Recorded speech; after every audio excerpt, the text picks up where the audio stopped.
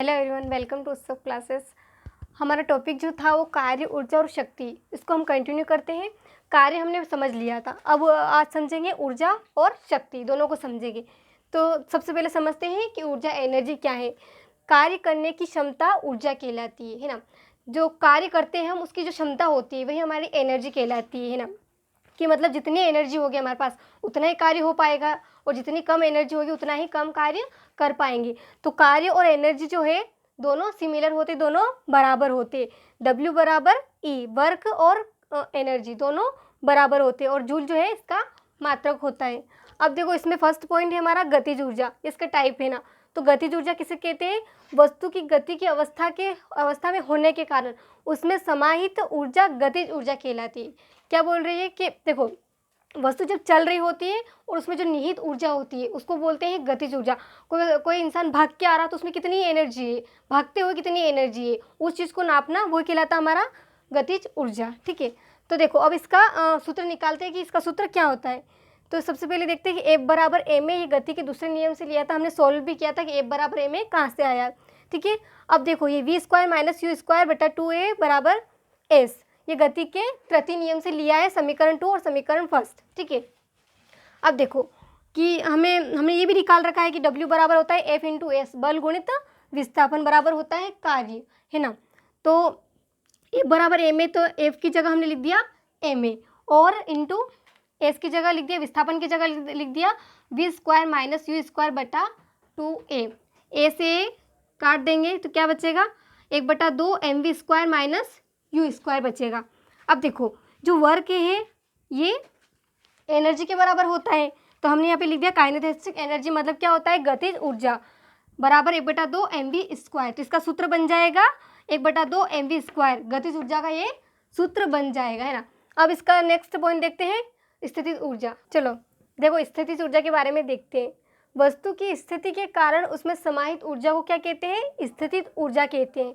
देखो कि कोई वस्तु हमने ज़मीन से उठाकर ऊपर तक लिया है ना, तो जितना कार्य हुआ तो उसमें उतनी ऊर्जा इकट्ठी हो जाती है, और इसको और ऊपर ले जाएंगे तो उतनी ऊर्जा इकट्ठी हो जाएगी, है ना। तो ये कहलाती है उसकी स्थितिज ऊर्जा। अब देखो इसको मैं डायग्राम से समझाती हूँ कि ये कोई बॉक्स है, ये पहले ज़मीन पे पड़ा था, अब हमें h ऊंचाई पर यहाँ पर रख दिया। ठीक है, इसको तो ये इसकी फर्स्ट ऊंचाई हो गई, इसकी सेकेंड h1 और h2। अब देखो ये वर्क हुआ, इस पर बल लगा, और विस्थापन को हम h से ही शो कर रहे हैं, क्योंकि ऊंचाई जो होती है वो इसका विस्थापन यहाँ से यहाँ तक चला, तो इसका विस्थापन h, तो h बराबर तो हमने h लिख दिया। अब बल बराबर होता है एम ए, है ना। तो लेकिन नीचे से अगर ऊपर गई वो, तो नीचे जो वर्क करेगा वो गुरुत्वीय त्वरण करेगा। ए जो है त्वरण ही होता है, लेकिन यहाँ पे क्या लिखेंगे हम? जी को लिखते हैं, गुरुत्वीय त्वरण के लिए जी को लिखा जाता है। ठीक है, तो यहाँ F बराबर हो जाएगा mg, है ना। अब देखो, अब जो है स्थितिज ऊर्जा निकालने के लिए हमें क्या करना पड़ता है कि जो है ये mg h2 है, इसमें से ये घटाना पड़ता है, तब जाके हमारा इसका ये जो अंतर है वो निकल जाता है ना। तो अब देखो इसको mg को कॉमन ले लेते हैं, और h2 minus h1 physical potential energy. ठीक है, अब क्या करेंगे कि h को मान लो अगर h 0 है ना, तो ज़मीन से ही उठाया, जैसे ज़मीन पे चीज़ कोई रखी थी, है ना, तो h उसकी हाइट तो कुछ 0 हो गई, तो हम 0 मान सकते हैं इसको 0 है, लेकिन वहाँ ऊंचाई तक ले गए तब उसकी हाइट हम काउंट करेंगे ना, तो वहाँ से तो वो 0 है। तो h1 अगर 0 मान ले, अगर h को 0 मान ले तो क्या आ जाएगा यहाँ पे, इसकी जो ये है ये पूरी लंबाई ही h ही रहेगी। ठीक है, तो यहाँ पर h मान लेंगे, तो ये हमारा आ गया स्थितिज ऊर्जा का सूत्र बन गया, पोटेंशियल एनर्जी बराबर mg इंटू h। ओके, ये कंप्लीट हो गया। अब देखते हैं शक्ति क्या है? पावर। तो कार्य करने की दर जो है वही शक्ति कहलाती है। कार्य करने की दर से मतलब है कि समय, हमें पता है कि जब दर की बात करते तो हम समय का भाग दे देते, तो शक्ति बराबर हो गया कार्य बटा समय, है ना। समय का भाग दे देंगे तो हमें शक्ति हमारी निकल जाएगी, है ना।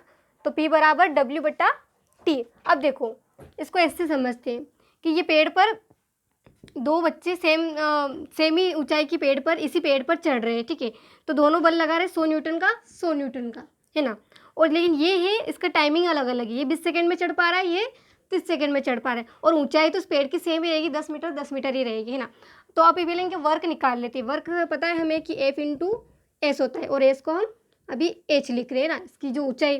तो देखो वर्क निकाल लेते हैं कि इनका वर्क कितना हुआ।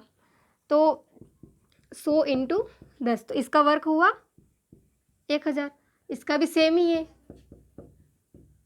इसका भी 1000 हुआ है ना। तो पता कैसे चलेगा कि किसकी शक्ति ज़्यादा है किसकी शक्ति कम है? तो अब इसको क्या करते हैं कि समय से भाग लगाएंगे, तो तब पता चलेगा, है ना। तो अब समय से भाग लगाते हैं, तो 1000, समय कितना है 20 सेकेंड, इसका समय कितना है 30 सेकेंड, ये है ना।